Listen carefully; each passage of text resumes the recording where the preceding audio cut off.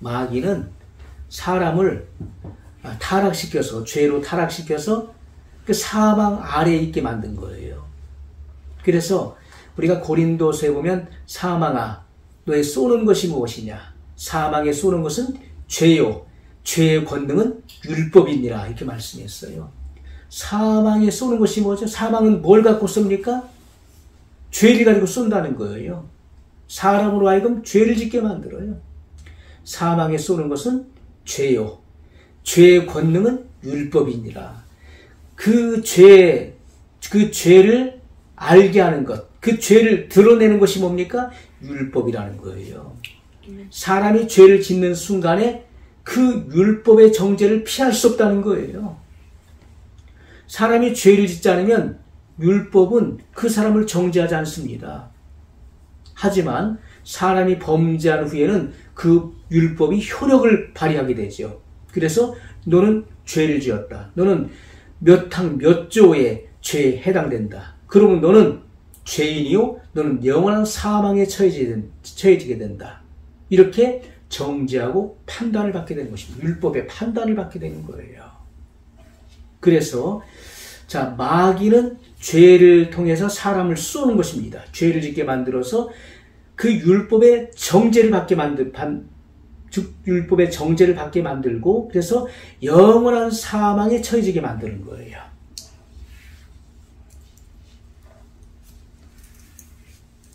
요한계시록 20장 1절의 말씀입니다.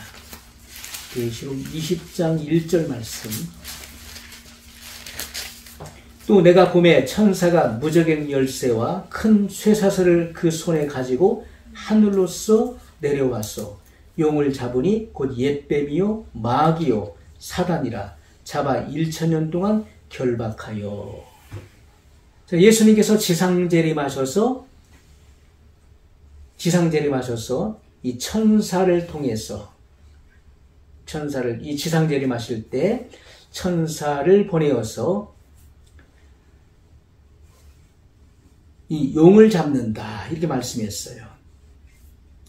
천사가 무저갱의 열쇠와 큰 쇠사슬을 그 손에 가지고 하늘로서 내려온다라고 말씀했어요. 이것은 마귀를 결박하고 마귀의 그런 그 활동을 제한시키기 위한 것이죠.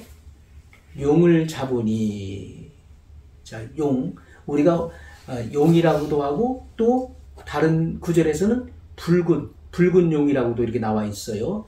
우리가 불다라고 하는 것은, 이 불다라는 것은 뭘 의미합니까? 이 피의 색이잖아요. 피. 그래서 이 마귀의 이 잔인성을 말하는 거예요. 그래서 이 용을 잡으니, 이 용의 다른 이름이 뭡니까? 곧 옛뱀이요. 하와를 미혹시켰던 그 옛뱀, 마귀요, 사단이라. 그래서 그 이름들 속에 그 의미가 담겨져 있잖아요. 그 의미가 있어요. 그것을 말씀하고 있는 거예요. 그 설명하기 위해서 이 용의 다른 이름들을 지금 말씀하고 있는 것이죠.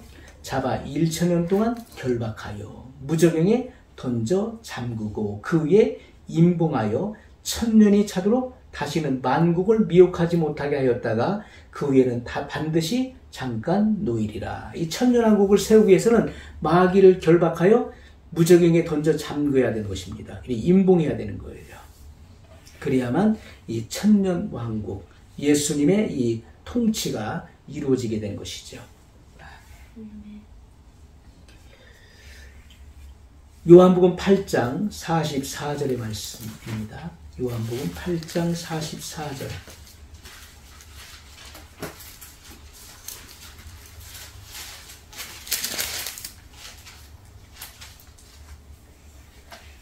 너희는 너희 아비 마귀에게서 났으니 너희 아비의 욕심을 너희도 행하고자 하느니라. 저는 처음부터 살인하는 자요 진리가 그 속에 없으므로 진리에 서지 못하고 거짓을 말할 때마다 제 것으로 말하나니 이는 저가 거짓말장이요 거짓의 아비가 되었음이니라. 자, 마귀의 특징이 뭡니까?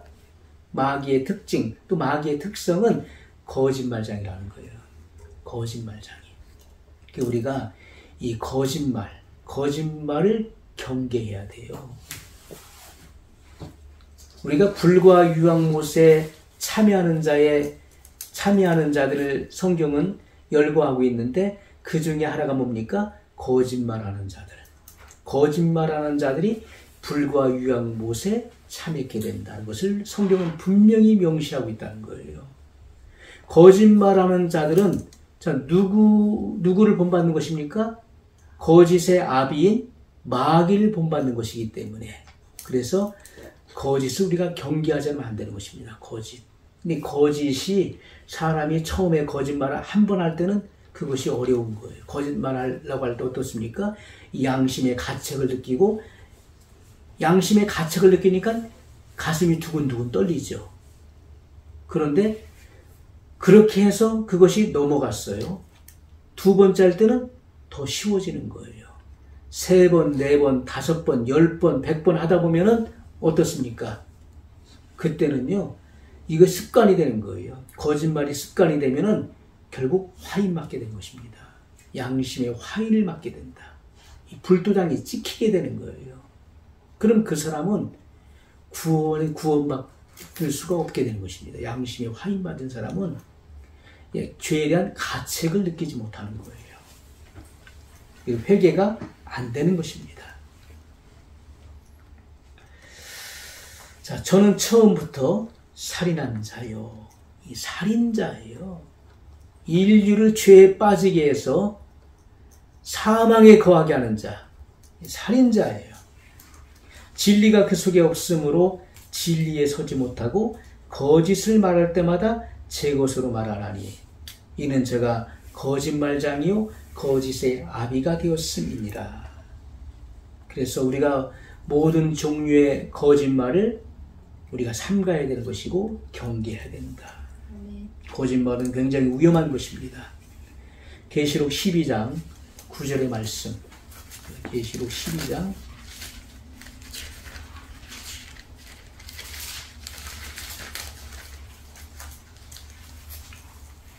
9절. 큰 용이 내어 쫓기니 옛뱀 곧 마귀라고도 하고 사단이라고도 하는 온 천하를 꿰는 자라.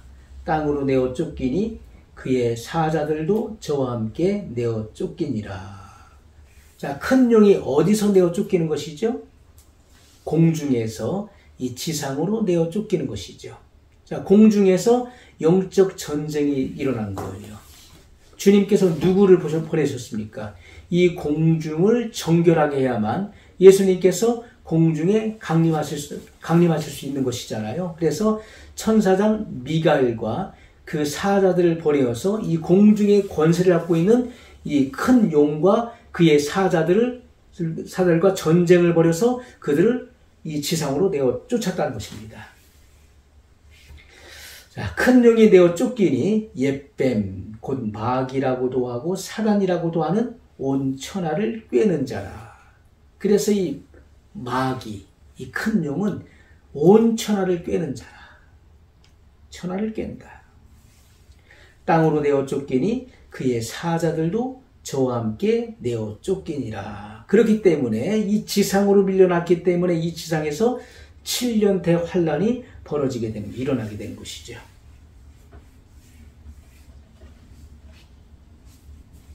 자, 예수님께서 재림하시는 세 번째 목적, 심판하기 위해서 오시는 것입니다. 심판하기 위하여 오신다. 마태복음 25장 31절의 말씀입니다.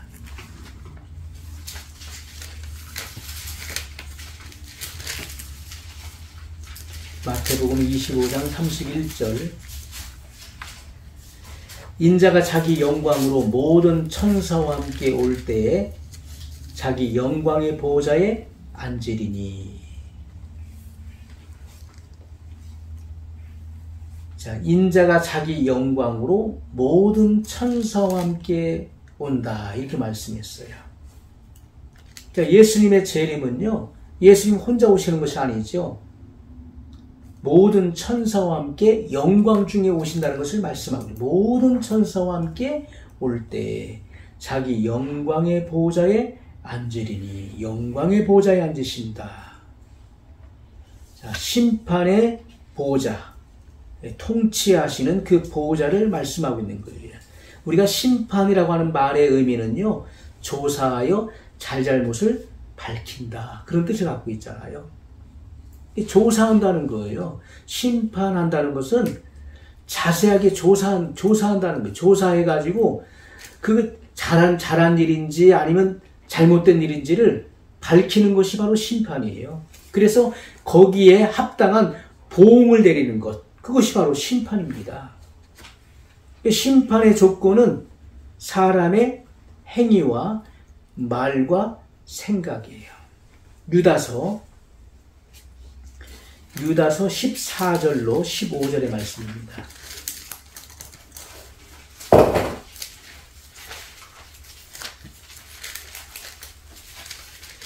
유다서 14절로 15절을 보면 아담의 7세손 에녹이 사람들에게 대하여도 예언하여 이르되 보라 주께서 그 수만의 거룩한 자와 함께 임하셨나니 이는 무사람을 심판하사 모든 경건치 않은 자의 경건치 않게 행한 모든 경건치 않은 일과 또 경건치 않은 죄인의 죽게 거스려 한 모든 강팍한 말을 인하여 저희를 정죄하려 하심이라 하였느니라. 자, 우리가 이 말씀이 반복되고 어려운 것 같지만은 어려운 말씀이 아닙니다. 자, 누가 예언했습니까? 에녹이 예언했다는 거예요. 에녹이 하늘로 승천하기 전에, 휴거되기 전에 에녹이 사람들에 대하여 예언했다는 거예요. 자, 무슨 예언했습니까? 보라, 주께서 그 수만의 거룩한 자와 함께 임하셨나니. 자, 예수님의 재림을 예언했다. 재림을 예언했다. 이는 무사람을 심판하사, 재림의 목적을 분명히 밝히고 있어요. 예수님께서 수만의 천사와 함께 임하시는데 그것은 심판의 목적을 가지고 오신다는 거예요. 무사람을 심판하사 모든 경건치 않은 자의 경건치 않게 행한 모든 경건치 않은 일, 자, 행위에 대해서, 그가 한 일에 대해서 심판하신다는 거예요. 또 경건치 않은 죄인의 죽게 거스려 한 모든 강팍한 말을 인하여 그가 한 말에 대해서 심판하신다. 자, 사람의 이 언어와 이 행위의 근원은 어디입니까?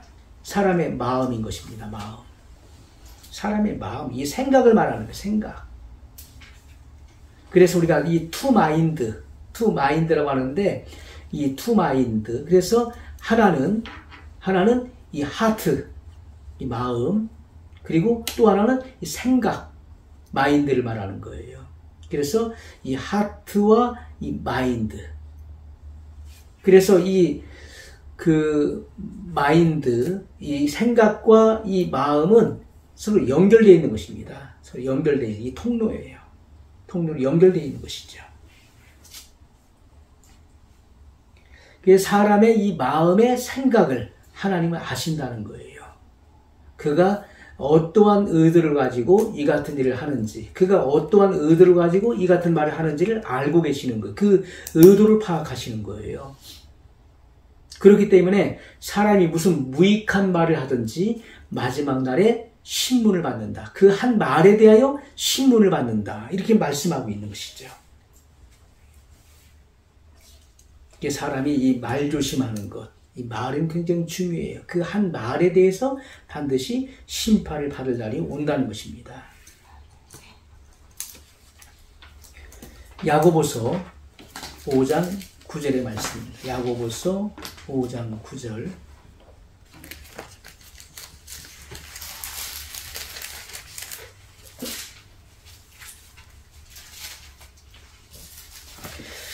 자, 그래서 우리가 이 심판은 모든 사람에게 미치는 것이지만은, 모든 사람이 받는 것이지만은, 형벌은 경건치 않은 자들에게 가해지게 되는 것입니다.